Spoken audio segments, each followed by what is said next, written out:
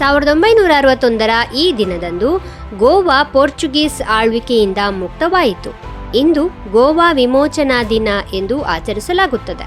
December 18ರಂದು Portuguese ಆಳ್ವಿಕೆಯ ವಿರುದ್ಧ ಭಾರತೀಯ ಸೇನೆಯು ಗೋವಾ, ದಮನ್ ಮತ್ತು ದಿಯು ಮೇಲೆ ದಾಳಿ ಮಾಡಿತು.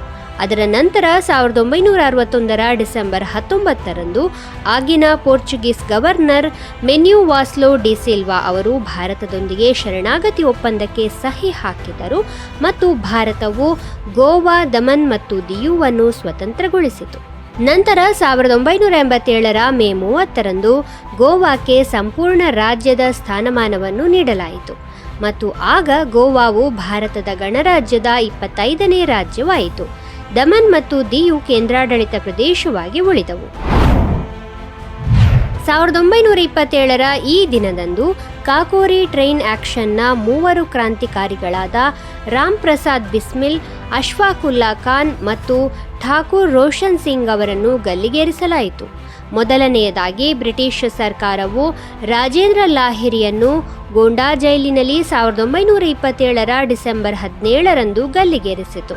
ಅದರ ನಂತರ 1927ರಲ್ಲಿ ಈ ದಿನ ರಾಮ್ ಪ್ರಸಾದ್ ಬಿಸ್ಮಿಲ್ ಅವರನ್ನು ಗೋರಖ್ಪುರ ಜೈಲಿನಲ್ಲಿ, ಅಶ್ಫಾಕುಲ್ಲಾ ಖಾನ್ ಅವರನ್ನು ಫೈಜಾಬಾದ್ ಜೈಲಿನಲ್ಲಿ ಮತ್ತು ರೋಷನ್ ಸಿಂಗ್ ಅವರನ್ನು ಅಲಹಾಬಾದ್ನಲ್ಲಿ ಗಲ್ಲಿಗೇರಿಸಲಾಯಿತು. ಕಾಕೋರಿ ರೈಲು ಕಾರ್ಯಾಚರಣೆಯು ಭಾರತೀಯ ಸ್ವಾತಂತ್ರ್ಯ ಹೋರಾಟದ ಸಮಯದಲ್ಲಿ 1925ರ ಆಗಸ್ಟ್ 9ರಂದು ಸಂಭವಿಸಿದ ಐತಿಹಾಸಿಕ ಘಟನೆಯಾಗಿದೆ. ಕ್ರಾಂತಿಕಾರಿಗಳು ಬ್ರಿಟಿಷ್ ಸರ್ಕಾರದ ಖಜಾನೆಯನ್ನು ಲೂಟಿ ಮಾಡಿದ್ದರು. 2021ರಲ್ಲಿ ಯುಪಿ ಸರ್ಕಾರವು ಈ ಘಟನೆಯ ಹೆಸರನ್ನು ಕಾಕೋರಿ ಕಾಂಡದ ಬದಲಾಗಿ ಕಾಕೋರಿ ಟ್ರೈನ್ ಆಕ್ಷನ್ ಎಂದು ಬದಲಾಯಿಸಿತು. 1934ರ ಈ ದಿನದಂದು ದೇಶದ 12ನೇ ರಾಷ್ಟ್ರಪತಿ ಮತ್ತು ಸ್ವತಂತ್ರ ಭಾರತದ ಮೊದಲ ಮಹಿಳಾ ರಾಷ್ಟ್ರಪತಿ ಪ್ರತಿಭಾದೇವಿ ಸಿಂಗ್ ಪಾಟೀಲ್ ಅವರು ಮಹಾರಾಷ್ಟ್ರದ ಜಲಗಾಂವ್ ಜಿಲ್ಲೆಯ ನಾಡಗಾಂವ್ನಲ್ಲಿ ಜನಿಸಿದರು.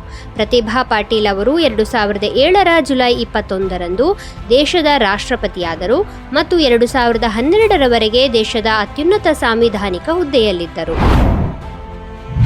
1842ರಲ್ಲಿ ಈ ದಿನದಂದು ಅಮೆರಿಕ ಹವಾಯಿಯನ್ನು ಪ್ರಾಂತ್ಯವೆಂದು ಗುರುತಿಸಿತು. ಹವಾಯಿ 1893ರವರೆಗೆ ಒಂದು ರಾಜ್ಯವಾಗಿತ್ತು. ನಂತರ ಅದು 1894ರಲ್ಲಿ ಗಣರಾಜ್ಯವಾಯಿತು ಮತ್ತು 1898ರಲ್ಲಿ ಯುನೈಟೆಡ್ ಸ್ಟೇಟ್ಸ್ಗೆ ಸೇರಿಕೊಂಡಿತ್ತು. ಹವಾಯಿ 1959ರ ಆಗಸ್ಟ್ 21ರಂದು ಯುನೈಟೆಡ್ ಸ್ಟೇಟ್ಸ್ನ 50ನೇ ರಾಜ್ಯವಾಯಿತು. ಹವಾಯಿ ಪೆಸಿಫಿಕ್ ಮಹಾಸಾಗರದ ಮಧ್ಯದಲ್ಲಿ ಇದೆ.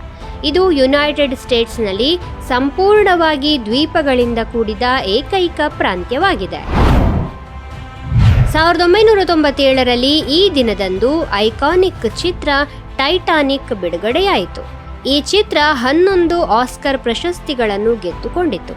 1912ರಲ್ಲಿ ಸೌತಾಂಪ್ಟನ್ನಿಂದ ತನ್ನ ಮೊದಲ ಮತ್ತು ಅಂತಿಮ ಸಮುದ್ರಯಾನವನ್ನು ಪ್ರಾರಂಭಿಸಿದ್ದ RMS ಟೈಟಾನಿಕ್ ಅನ್ನು ಆಧರಿಸಿದ ಚಲನಚಿತ್ರವು ಆ ಸಮಯದಲ್ಲಿ ವಿಶ್ವದ ಅತ್ಯಂತ ದುಬಾರಿ ಚಲನಚಿತ್ರವಾಗಿತ್ತು. Avatar, the way of water ಮತ್ತು ದಿ ಟರ್ಮಿನೇಟರ್ ಚಿತ್ರಗಳನ್ನು ನಿರ್ಮಿಸಿ ಹೆಸರುವಾಸಿಯಾದ ಜೇಮ್ಸ್ ಕ್ಯಾಮರೂನ್ ಈ ಚಿತ್ರದ ನಿರ್ದೇಶಕ ಮತ್ತು ಬರಹಗಾರರಾಗಿದ್ದರು.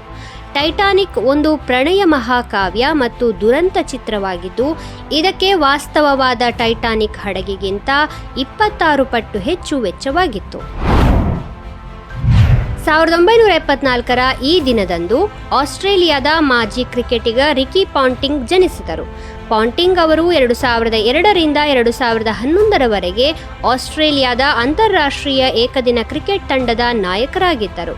ಅದೇ ಸಮಯದಲ್ಲಿ ಅವರು 2004 ಮತ್ತು 2011ರ ನಡುವೆ ಟೆಸ್ಟ್ ಕ್ರಿಕೆಟ್ನಲ್ಲಿ ಆಸ್ಟ್ರೇಲಿಯಾದ ನಾಯಕರಾಗಿದ್ದರು. ಪಾಂಟಿಂಗ್ ಅವರು 100 ಟೆಸ್ಟ್ ಪಂದ್ಯಗಳ ಗೆಲುವಿನ ಭಾಗವಾಗಿದ್ದಾರೆ. ಅವರು ಟೆಸ್ಟ್ ಮತ್ತು ODI ಕ್ರಿಕೆಟ್ನಲ್ಲಿ ಆಸ್ಟ್ರೇಲಿಯಾದ ಪ್ರಮುಖ ರನ್ ಸ್ಕೋರರ್ ಆಗಿದ್ದಾರೆ.